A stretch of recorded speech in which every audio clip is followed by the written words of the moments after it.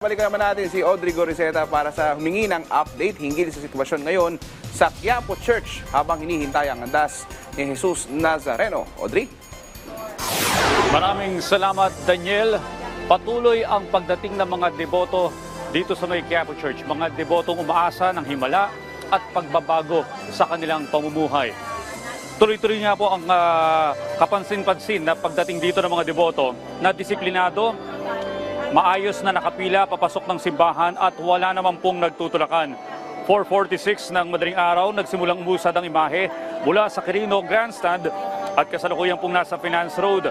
Bagamat may mga report na ng mga hinimatay at dinala ng ambulansya sa ilang ospital, nakapansin-pansin po napakarami ng ating mga nakikitang help desk upang magbigay ng assistance sa mga nangangailangan nito.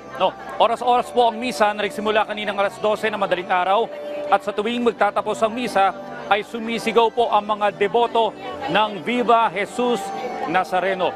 Kanina, nakapanayan po natin si MPD Director Colonel Arnold Ibay at sinabi niya na so far, maayos naman ang naging pagsisimula ng traslasyon.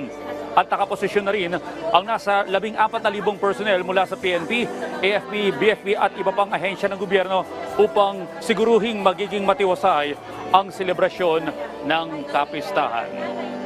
Balik muna sa inyo dyan, Daniel. Maraming salamat, Audrey Goriseta.